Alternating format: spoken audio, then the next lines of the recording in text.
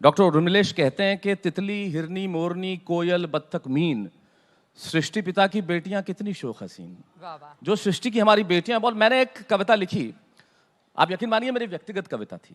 मुझे नहीं मालूम था कि मैं जनता में कभी सुनाऊंगा, लेकिन जब एक बार सुनाई तो मुझे लगा ये कविता मेरी नहीं आपकी। और जब आज तक का भार कलीपुरी संभाल रही हूँ, मेरा इंटरव्यू चित्रा कर रही हूँ, तो उस वक्त ये कविता पढ़ना बड़ा ज़रूरी हो जाता है। ये कविता मैंने क्यों लिखी थी, उसके पीछे एक बहुत छोटी सी कहानी है। कुछ वर्ष पहले की बात है। मेरी छोटी सी बिटिया अब बड़ी हो गई है, बाहर पढ़ती है। मैं मुंबई में रहता। आप जानते हैं एक दिल्ली टेलीविज़न शो करने वाले को सब कुछ होता है, उसके पास वक्त नहीं होता। और मैं एक ज़माने में 4-4 शो एक साथ कर रहा था। तो मैं राजस्थान एक कार्यक्रम में गया। मैं राजस्थान का रहने वाला हूँ, तो मेरी बिटिया का फ़ोन आया मुझे। उसने अंग्रेजी में एक सवाल किया, बब्बू वेयर आर यू, आप कहाँ हैं? मैंने कहा मैं राजस्थान में हूँ, उदयपुर में। बोले आप जोधपुर मुझसे मिलने आ रहे हैं? मैंने कहा नहीं बेटा, नहीं आ पाऊँगा, मुझे ज़रूरी काम है। उसने फ़ोन रख दिया और थोड़ी देर बाद फ़ोन आया। पता नहीं उसने कहाँ सुना था कि उसने मुझ पर अप्लाई किया। मुझे एक सवाल किया उसने जी। कि आप एक दिन किसी कार्यक्रम में जाते हैं तो कितना पैसा लेते हैं, व्हाट डू यू चार्ज? मैंने कहा तुम ये सवाल क्यों पूछ रही हो? कि नहीं, अगले हफ्ते मुझे मेरा एनुअल डे है, मैं परफॉर्म करने वाली हूँ, तो क्या मैं प्रिंसिपल को कहूँ कि आपको आपकी फीस दे के एज ए चीफ गेस्ट बुलाए? यकीन मानिए उस दिन मैं दुनिया का सबसे गरीब आदमी हो गया।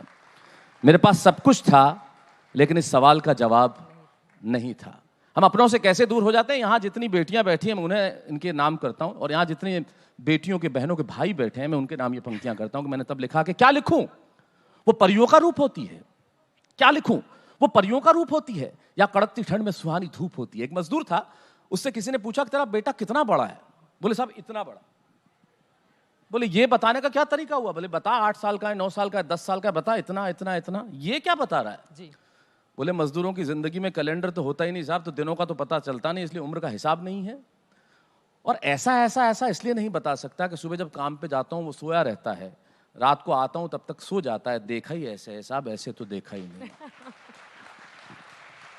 तो जब वक्त अपनों से दूर कर देता है तो क्या लिखूं, क्या लिखूं? वो परियों का रूप होती है, या कड़कती ठंड में सुहानी धूप होती है। वो होती है उदासी के हर मर्ज की दवा की तरह, या उमस में शीतल हवा की तरह। वो पहाड़ की चोटी में सूरज की किरण है, या जिंदगी सही जीने का आचरण है। वो आंगन में फैला उजाला है, या मेरे गुस्से पे लगा ताला है। जब हम गुस्से में घर में जाएं, बच्चा सामने आ जाए तो आप संयत हो जाते हैं। क्या लिखूं? वो परियों का रूप होती है, या कड़कती ठंड में सुहानी धूप होती है। वो होती है उदासी के हर मर्ज की दवा की तरह, या उमस में शीतल हवा की तरह। वो पहाड़ की चोटी पे सूरज की किरण है, या जिंदगी सही जीने का आचरण है। वो आंगन में फैला उजाला है, या मेरे गुस्से पे लगा ताला है। वो आकाश गंगा जो सिर्फ झिलमिलाती है, वो हंसी की नदी जो सिर्फ खिलखिलाती है, वो ताकत जो छोटे से घर को महल कर दे, वो काफिया जो किसी गजल को मुकम्मल कर दे। वाह वाह, शानदार। वो बहुत काफिया जो किसी गजल को मुकम्मल कर दे। वो जो ना हो तो वर्णमाला अधूरी है। वो जो सबसे ज्यादा जरूरी है, ये नहीं लिखूंगा कि वो हर वक्त सांस सांस होती है, क्योंकि बेटियां तो सिर्फ एहसास होती वाह वाह वाह वाह, बहुत बेटियां तो सिर्फ एहसास होती है। अंतिम पंक्तियां सौंपता हूं कि उसकी आंखें ना गुड़िया मांगती है ना खिलौना। बच्चे वो नहीं मांगते जो आप चाहते हैं। उसकी आंखें वो चाहते कुछ और हैं, मांगते कुछ और हैं, आप देते कुछ और हैं। उसकी आंखें ना गुड़िया मांगती है ना खिलौना। कब आओगे? बस एक छोटा सा सवाल सलोना। हर बच्चा यही पूछता है, हम भी अपने माँ बाप से यही पूछते थे। उसकी आंखें ना गुड़िया मांगती है ना खिलौना। कब आओगे? बस एक छोटा सा सवाल सलोना। जल्दी आऊंगा। अपनी मजबूरी को छुपाते हुए मैं देता हूँ जवाब। तारीख बताओ, टाइम बताओ। वो उंगलियों पे करने लगती है हिसाब। और जब मैं नहीं दे पाता ना सही सही जवाब, अपने आंसुओं को छुपाने के लिए वो चेहरे पर रख लेती है किताब। आखिर रिश्ता होता क्या है?